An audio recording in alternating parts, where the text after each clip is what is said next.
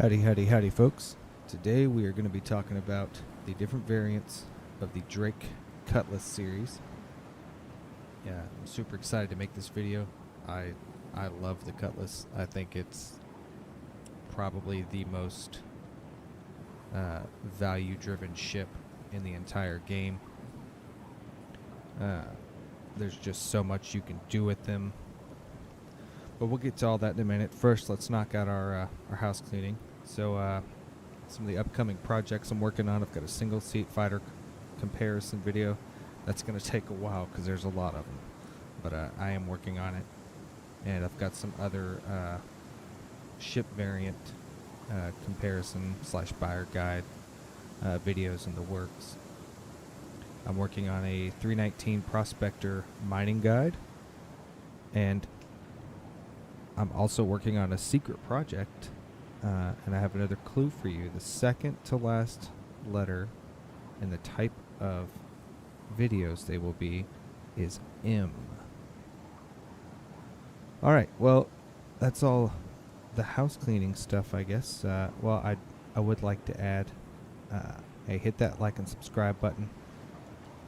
We're growing, and I really appreciate all the views I've been getting, all the new subscribers. It's been fantastic.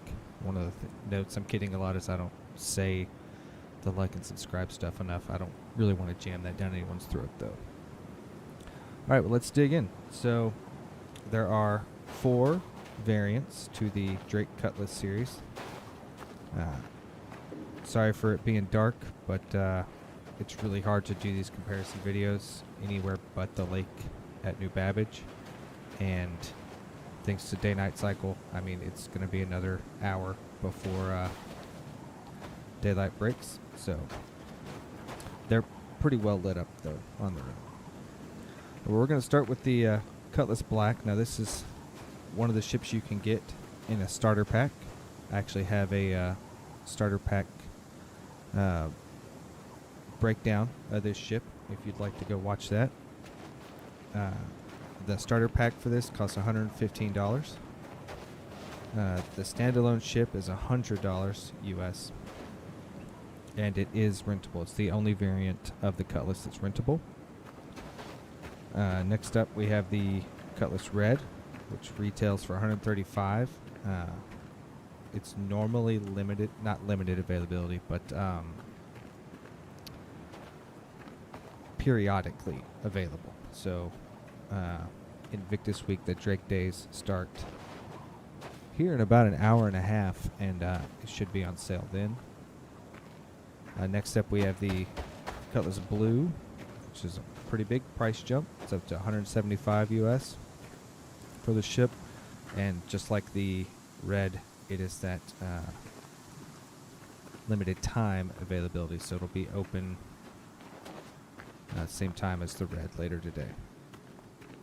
And last, we have the Cutlass Steel, which is significantly more expensive. It is $235. Last that I wrote down its price. It's available not all the time, but pretty frequently. And it's a pretty decent little ship. All right, so the Cutlass Black in-game is also not terribly expensive for what it is. It's 1,385,300 Alpha UEC.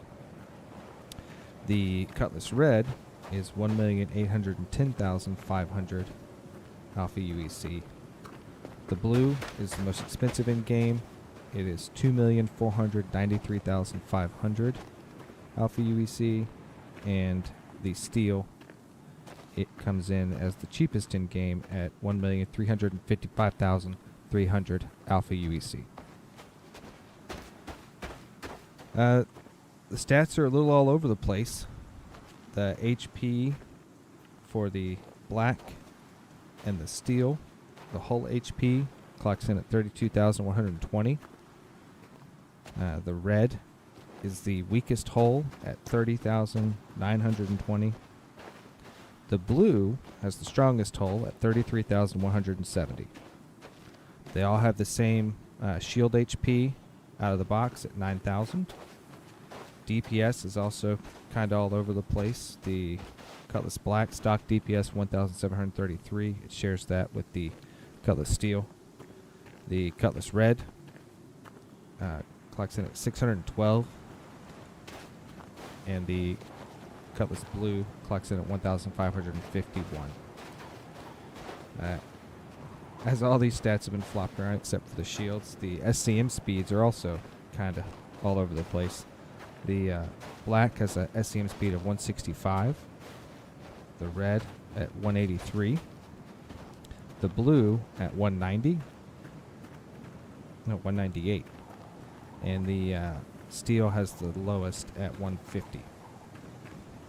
And to continue our trend of them all having just all over the place kind of stats, the maximum speeds are also a little crazy. The max speed on the Black is 1,114. On the Red, it's 1,198. On the Blue, it is 1,300. And then the poor Cutlass Steel clocks in at 900. So that's a pretty sizable drop. Some of the similarities are they all have 4 size 3 mounts for pilot-controlled guns. And they're all stock will have gimbaled size 2 guns on there. The Black and the Steel will have 2 ballistic repeaters and 2 laser repeaters. I do normally switch those out. The ship points pretty well. All of them do. So I normally take the gimbals out and just run non-gimbaled size 3 repeaters myself. They all have a decent hull HP. Now I know people are going to start talking about, well, this ship can do this better, or this ship can do that better. Yeah, it can, but can it do it for the same price? No, not even close. Nothing's close for the price point. And the hull HP on these is just such a jump compared to anything in the price bracket, either in-game or... I left some trash in here. Oh, whoops. They all have multiple egress points. You saw the ramp. They all have the rear ramp, and it works the same on all of them. The Steel and the Black have these side loading doors, which are great for getting out. People say you can use them to jump back in. I've never gotten it to work unless there's something to bridge that gap, because it is pretty high up. I'm going to pop over to the Red and show you the doors on it. So here we are inside the Cutlass Red. The Red and the Blue have these doors. The docking collars. One on each side, which can also be used to egress. So if you get soft deathed out in space and you need to sneak out of the ship, that is a possibility. It's easier to do. Plus, the Red and the Blue have this inner security door airlock. So it's just a little, one more barrier to make it easier for you to maybe sneak out if you get soft deathed. All of them have some form of multi-crew gameplay. So they all have the same pilot seat and co-pilot seat layout. The Black, Blue, and Steel have a turret. That's where the restroom is on the Cutlass Red. For the Red, there's really only 2 actual crew points, but you're using this ship for different things, and we'll discuss that when we get to it. One of the things that I really do want to mention is the main competitor to the ship right now that's in game is the Freelancer. And the Freelancer's a decent ship. There's nothing wrong with it. But this ship will fly circles around any of the Freelancers. The maneuverability is on par with a Vanguard. I mean, it for its size, it has no business moving as well as it does. The agility on these is fantastic. They all have true VTOL thrusters on the exterior. And what I mean by that is some ships have a VTOL mode, but you don't actually see anything happening. And there's rumors that they're going to be adjusting flight characteristics for all the ships. But all of the Cutlasses have those large thrusters, and you can turn those down and use them as true VTOL thrusters. One of the things that I like about the Cutlasses, and it doesn't matter which one you're talking about, is they're all flexible in their role. So, you know, the Cutlass Black is obviously, it's the king of versatility in the game. You can get into just about anything with it. And that's still kind of true for the other three as well. I mean, they're a little more limited, but they're still functional. You can use the Red as a dropship if you wanted to. You can definitely use the Blue for that with that extra HP. You can carry stuff with the Steel. I mean, you can't carry cargo with the Steel, but you can do box missions and all of these. You know, they're highly functional ships. Let's start digging into the individual variants. So first up, we're going to start with the Cutlass Black. This is probably my favorite ship in the game. I mean, it's definitely my daily driver. It's big enough to do just about anything I want to do. I can carry light cargo. I can use it for smuggling runs. I can use it to carry high value cargo like the alcohol or medical supplies that's hard to get in bulk, but when you do get it, you want to get out of wherever you got it real fast. And it's just an extremely flexible design. I mean, you can fit a Cyclone in the back. You can definitely fit a PTV, STV. You can use this for rock mining. Having these extra points means you can use it as a drop ship. You've even got 6 little jump seats here in the back that are functional. Gets me every time. You can use it to do light cargo hauling or to see if cargo hauling is something you want to get into. I mean, it's got the top turret, which comes standard with 2 size 3 Panther repeaters. I don't even bother changing those. Those are great guns. We've got a couple of beds for folks that are wanting to live in the ship. Once having to use a restroom and prepare food and stuff becomes a deal, that's the one thing the ship doesn't have. But it does also have these lockers here. You can open them. It's going to open a storage inventory menu. It's got a very flexible missile loadout. I mean, I run all Rattler 2s. But, I mean, if you practice with this ship, you can use it to get all the way up to ERTs pretty well. It's just such a flexible ship. You know, there's just not much else that is going to compete with it at its price point. Maybe when the Spirit series comes out, and I am watching that with rapt attention. One of the things that I did not cover in the starter package review for this ship was that there is a tractor beam that's going to be usable on this ship,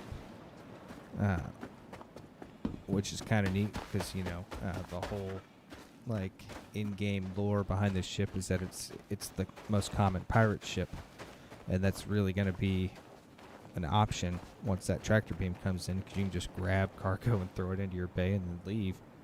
You don't have to jump out and go do a bunch of other stuff. All right, next up we're going to talk about the Cutlass Red. So as far as the pilot-controlled weapons, they're the same.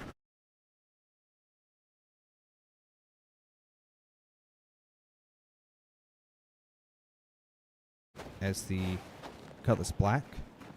It loses the turret, which kind of stinks, but that's okay. It's still got 3 egress and ingress points to get in and out of your ship. I've already talked about this door here, which is just kind of a nice little extra security measure. What separates this from the others, it should be pretty obvious real quick, is these 2 med beds. So they're tier 3, so you can't spawn on them, But if you're running medical recovery missions and you've got someone with a tier 3 injury, you can plop them in these beds and it'll heal them. It does have 2 extra beds for crew. There's the 2 there, and then the 2 there. This actually has a full bathroom. Nice little mirror, toilet for handling your business. No kitchenette, which I've always found kind of odd because it feels like this would be a great space for one. But it does keep the lockers. We've got the weapon rack still, and you can once again do that multi-crew gameplay here.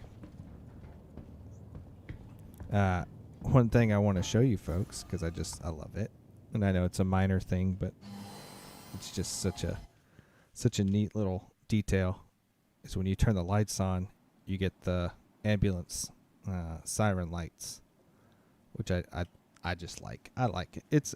I know, at heart I'm just a 10-year-old kid, but I always think that's kind of neat to see.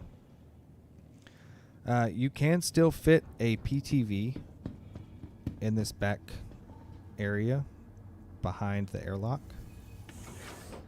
Additionally, there is still cargo capacity. You can still carry 12 SCU of cargo, so it's not completely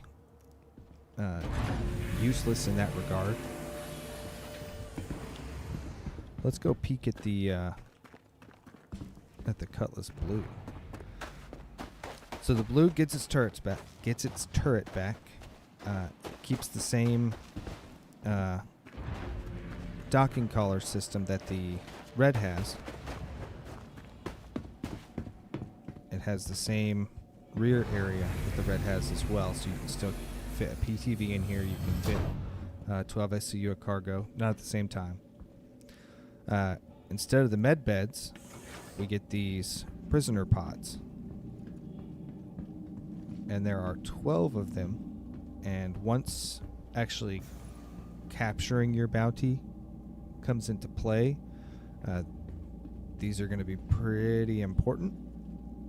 So if bounty hunting is a big deal for you, this is a great ship to get. The bathroom's gone, but once again we got that turret back, so you win some, you lose some. Still keep our beds, standard weapons rack, and our 2 lockers.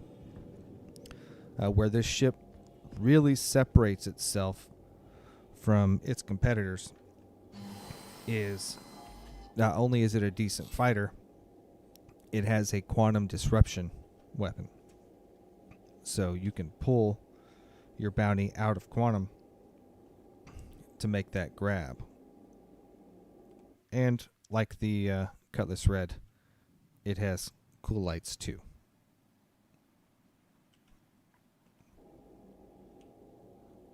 That's about all I've got to say.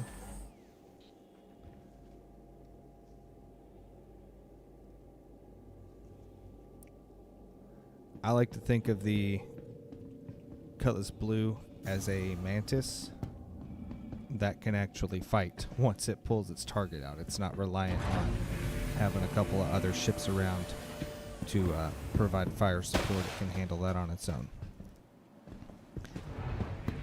Last up here is the Cutlass Steel. This ship gets a lot of hate on forums, and I think the reason why is people watch, We Were Soldiers or Black Hawk Down, and they think a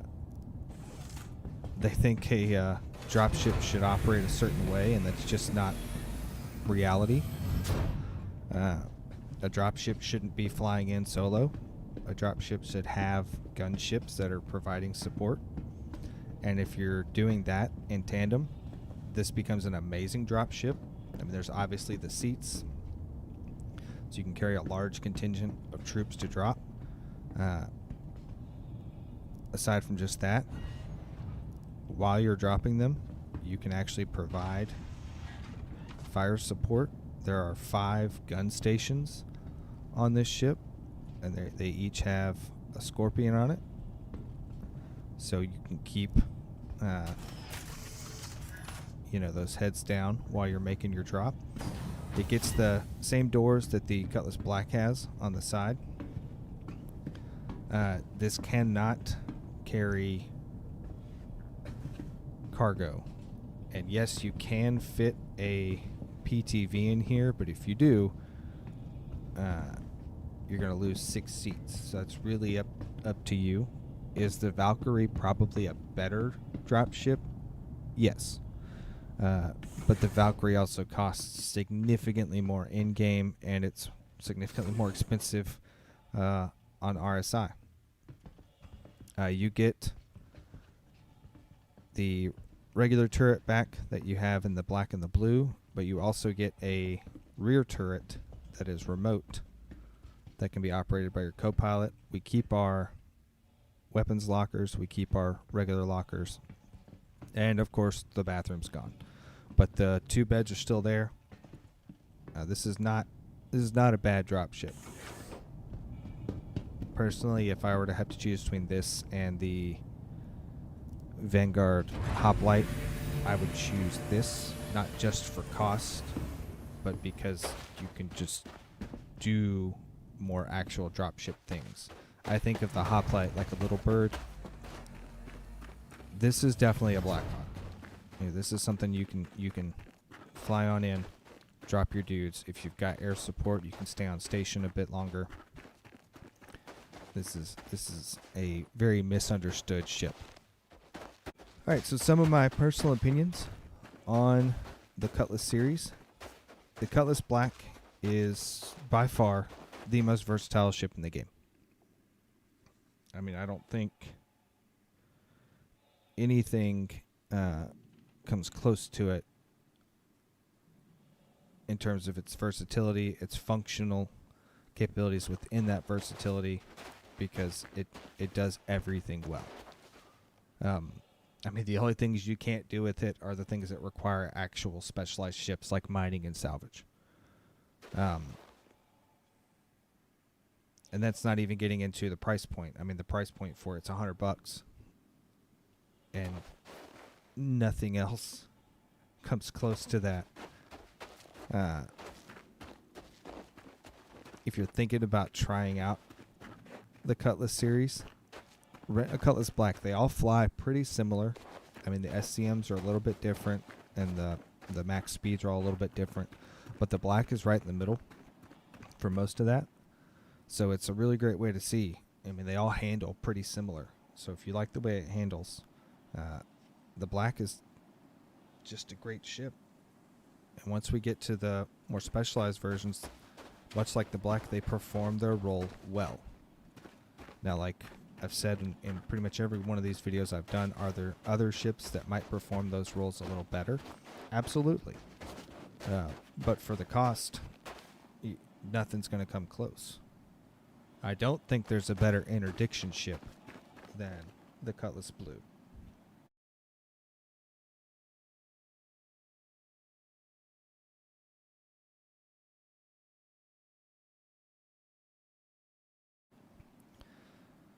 And at the moment, with the exception of the Valkyrie, I don't think there's a better dropship that's out there.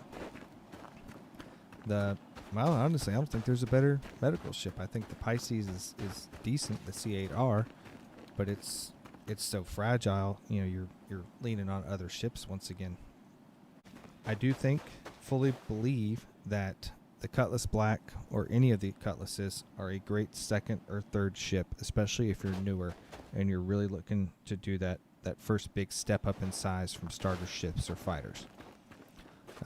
Once again, the cost makes them a very obtainable goal. I think it took me like a week and a half of grinding when I first started to buy my first Cutlass Black, and I didn't know what I was doing.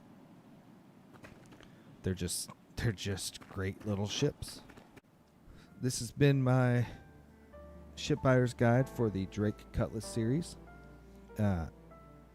If you like what I'm doing, hey, hit that like and subscribe button, hit that bell icon, make sure you get notified of new content. Content's probably going to slow down a little bit once Invictus is over. I'm aiming for at least one new video every day or two. I don't shoot on Sundays. I spend the day with my family. But yeah, things have been growing great. The channel is growing, and I love that. I love the support I'm getting from you guys, the comments, the likes, obviously the subscribes. It's just been a lot of fun. If you'd have told me my subscriber count was going to quadruple 2 weeks ago, I'd have thought you were crazy, but it just keeps going up, and I love that. I appreciate it. I appreciate the time you guys take, watch these videos, and to comment. If you don't like what I'm doing, that's cool. Do me a favor, though. Before you hit that dislike button, take 10 seconds, go down to the comments section, tell me where I lost you. I want to make content that's fun, that's informative. I enjoy what I'm doing. That's all I got today. I can't wait to get back out there. I look forward to seeing you all out there in the verse.